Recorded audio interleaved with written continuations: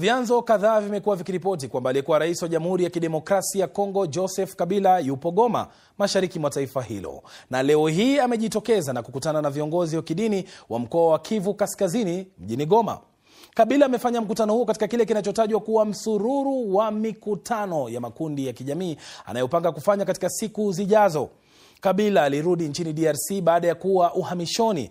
Aidha, hatua yake inajiri siku chache tu baada ya bunge nchini humo kumwondolea kinga na hivyo kumtengenezea njia ya kufunguliwa mashtaka ya uhaini kwa madai ya kwamba anaunga mkono kundi la waasi la M23. Kabila mwenyewe hakuzungumza na wanahabari, lakini viongozi hao wa kidini wamemtaka kuwa mstari wa mbele katika kupigania amani nchini humo. Yeye kama vile rais wa zamani alipigana vita na kufanya kazi kuwa ambaye tunaisifu sisi wote muda wa miaka 18. Hiyo hekima, hiyo ujuzi, hiyo moyo ambaye alitumikisha ili amani irudi, afanye yake yote ili amani na umoja wa nchi vipate kurudi na kimya na amani virudi ndani ya nchi. Na wakaaji wote, zaidi sana sisi makanisa, misikiti, tufanye kazi ya Mungu kadiri inavyostahili. Ile ndio haja ya moyo wetu. Sasa haya yanajiri wakati rais wa Uganda Yoweri Museveni na mwenzake wa Burundi Evariste Ndayishimiye wakikutana na kuhimiza umuhimu wa kutohusika kwa mataifa ya kigeni katika mzozo wa DRC. Viongozi hao walikuwa wakizungumza katika mkutano wa maeneo ya maziwa makuu kuhusu amani DRC uliowahusisha wawakilishi kutoka mataifa ya Angola, Congo Brazzaville, DRC, Kenya, Afrika Kusini, Sudan Kusini, Sudan, Tanzania na Zambia, pamoja na wawakilishi kutoka Umoja wa Mataifa na Umoja wa Afrika. Ninavyozungumza, vita mashariki mwa DRC vimefika kilele. Kama hakuna kitakachofanyika, kuna hofu ya vita hivi kusambaa sio tu hadi mikoa mengine ya DRC, bali hata katika nchi nyinginezo katika kanda. Makundi ya kigeni yaliyojihami yanalenga upande huu wa DRC. Yanafanya hivyo kwa sababu ya uungwaji mkono wa mataifa kama Rwanda, na yanataka kunufaika kutokana na hilo. Tunajua tatizo liko wapi na kwamba linaweza kutatuliwa, lakini ni sharti tuwe na nia na msukumo wa kisiasa. Watu kutoka nje wanafaa kupunguza kujihusisha kwao, kwani wao ndio wanaowapa nguvu wakosaji. Kisha wanaofanya makosa wanafikiri kwamba hatujali kuhusu makundi hayo ya ndani, hatujali kuhusu ukanda huu, na kwamba cha muhimu ni msaada kutoka nje.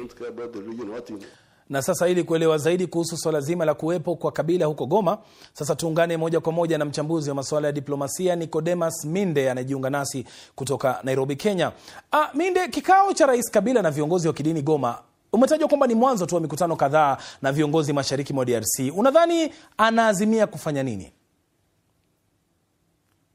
Nadhani ni umuhimu mkubwa sana kwa rais wa zamani Joseph Kabila kukutana na viongozi wa kidini pamoja na mashirika mengine ambayo ni ya kijamii ili kutengeneza kama ufuasi ama kurudisha kwamba ile legitimacy yake, ili kutaka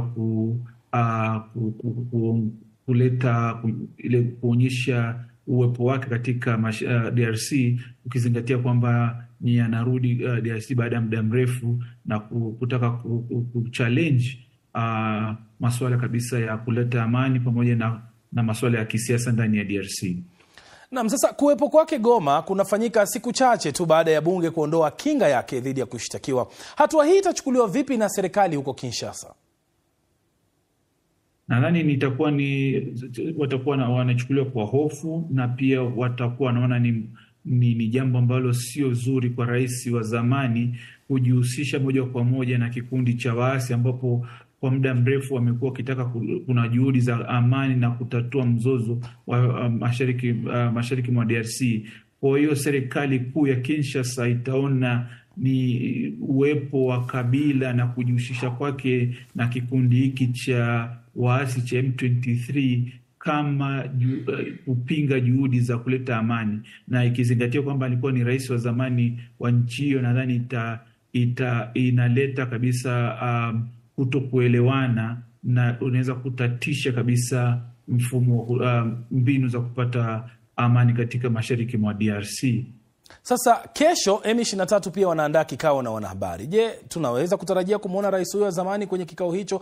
Na usuhuba huu wake na M23 unaathiri vipi mchakato wa kutafuta amani huko mashariki mwa Kongo?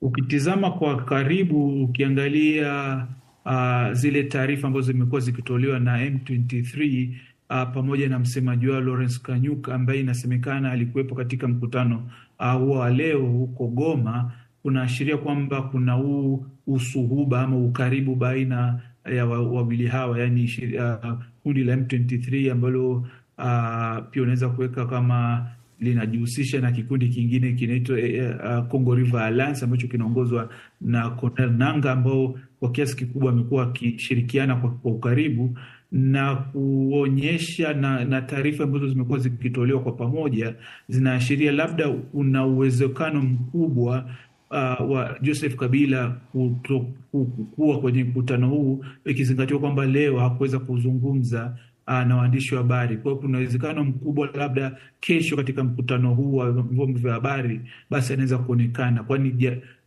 dalili zote zinaonyesha kwamba kuna kama ukaribu kati ya watu hao wawili.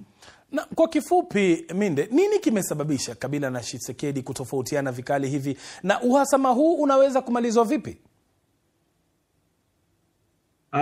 Ni kinaya kwamba Joseph Kabila ndio yeye mwenyewe aliyempendekeza Tshisekedi kuwa rais ama mgombea katika uchaguzi wa 2018, na nadhani kulikuwa kuna makubaliano ya inaitwa gentleman's agreement, makubaliano ya baina yao wawili jinsi wanaweza kushirikiana. Nadhani hapo katikati walipishana katika maazimio yao. Nadhani ndio maana tumeona wameenda kupishana kabisa na kumekuwa kuna uhasama baina yao wawili. Nadhani uhasama wao ni wa kisiasa, na nadhani pia kulikuwa kuna makubaliano ambayo yalikuwa yamewekwa na nadhani Rais Tshisekedi kama alikiuka makubaliano hayo. Na asante sana Nicodemus Minde. Mahojiano hayo na Dr. Nicodemus Minde ndio yanayotukamilishia taarifa yetu.